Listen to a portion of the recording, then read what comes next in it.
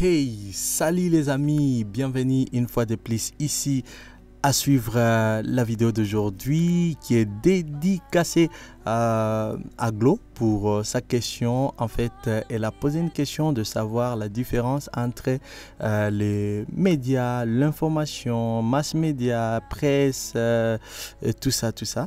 Et donc aujourd'hui, je vais t'expliquer en quelques minutes les différences entre ces termes. Alors accroche-toi, c'est parti. On commence par l'information. L'information, c'est la base, ok? Ce sont des faits, des données ou des nouvelles qui existent et qui peuvent être transmises. J'espère que c'est clair, mais non, pas du tout, car on doit parler de faits, expliquer le fait. C'est quoi un fait? C'est les mots-clés pour comprendre ce qu'est une information. Les faits, tenons dans les contextes journalistiques, un journaliste va décortiquer les éléments en observant tous les jours pour établir c'est quoi le fait. Je vais prendre cet exemple. Vous êtes en cours de route, vous arrivez, vous voyez une personne qui tombe par terre et une dame qui crie que c'est l'autre qui a intenté à la vie de la personne qui tombe, et la population court pour attaquer la personne, et du coup la police intervient, amène la personne ou en prison peut-être, ou pour l'auditionner. Et donc vous êtes journaliste, vous rentrez dans votre média, la radio ou la télé, et vous dites ouais, j'ai une information, voici ce qui s'est passé aujourd'hui. Un homme était par terre et il a été tabassé par Monsieur Tull, que nous connaissons tous, et ensuite on l'a mené d'ailleurs pour être condamné. Eh bien, ça ne se passe pas comme ça.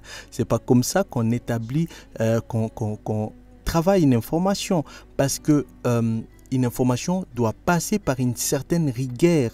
En ce qui concerne le journalisme, en tout cas, l'information, sont des éléments recueillis, collectés, mais qui doivent être analysés et traités à la rigueur de certains principes pour qu'on arrive à découvrir ou à établir les faits.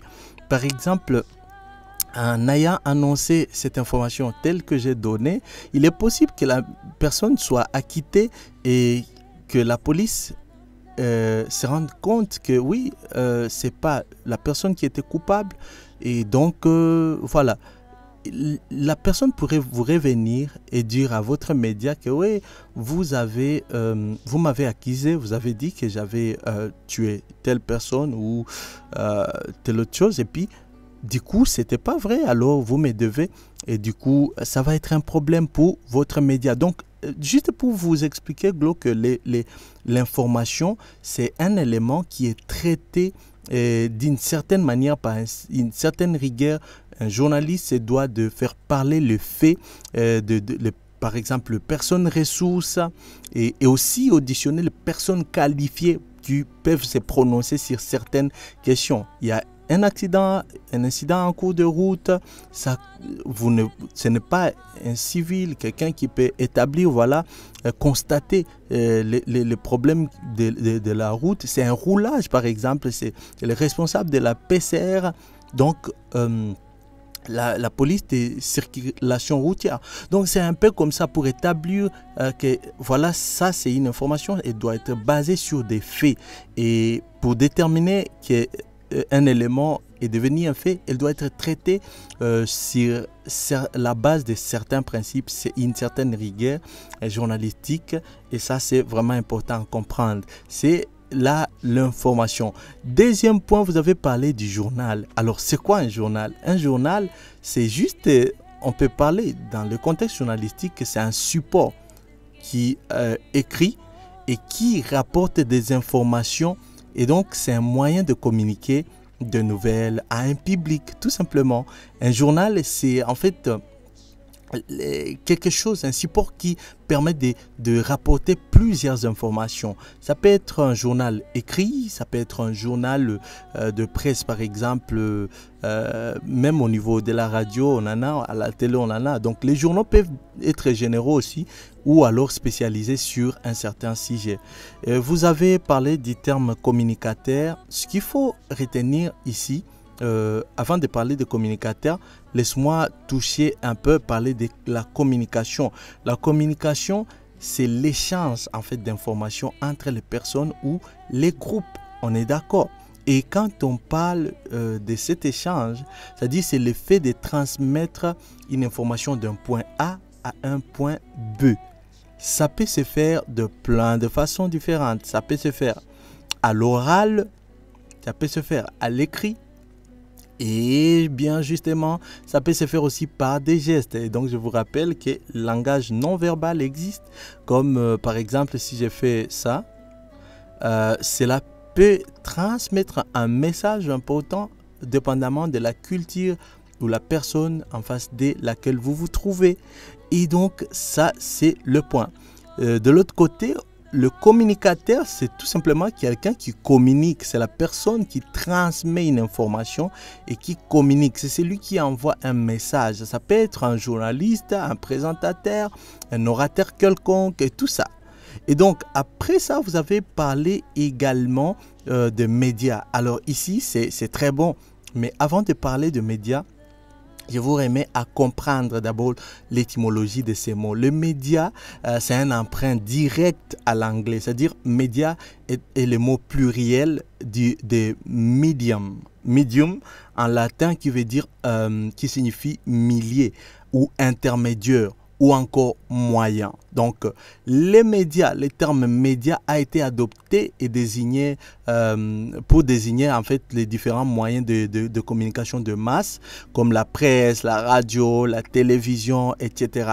Et je crois que c'est dans les années 1960 comme ça que le terme a été emprunté. Mais le terme média déjà veut dire étymologiquement jouer l'intermédiaire. Le média, le rôle que nous jouons, c'est le rôle d'être intermédiaire. Donc, les médias, ce sont les moyens de communication de masse. Et ce sont les différents supports qui permettent de diffuser des informations à un large public. La télé, la radio, Internet, les réseaux sociaux sont tous des médias. Et je dirais même par extension, une affiche que vous voyez collée au mur. Votre carte de Happy Birthday qu'on a travaillé sur Photoshop, c'est un média. Internet, c'est un média. Un film, c'est un média. Une chanson, c'est un média. Si on va dans ce sens, vous allez vous rendre compte que, en fait, la plupart des gens sont des gens de médias. La plupart des gens où l'humanité fait le média. Merci beaucoup. Et vous avez parlé aussi de la presse. La presse, ce terme fait aussi référence aux journalistes en principe et à l'activité journalistique. La presse, c'est en fait l'ensemble, on peut parler de journaux, de magazines qui diffusent l'information écrite, mais aussi c'est un média spécifique en fait. C'est l'ensemble, ça regroupe l'ensemble des supports, des presses. Et enfin, vous avez aussi parlé de mass média. Mass média, ce sont les médias qui touchent, en fait en différence avec les mots médias que je viens d'expliquer, le mass média, ce sont les médias qui touchent un public de masse, c'est-à-dire très large et varié. La télévision par exemple, la radio, la presse et Internet sont de mass médias car ils atteignent des millions de personnes. Voilà Glo, j'espère que cette vidéo t'a permis de mieux comprendre les différences entre tous ces termes liés à l'information et à la communication. N'hésitez pas si tu as d'autres questions et donc coucou, ciao, bye bye.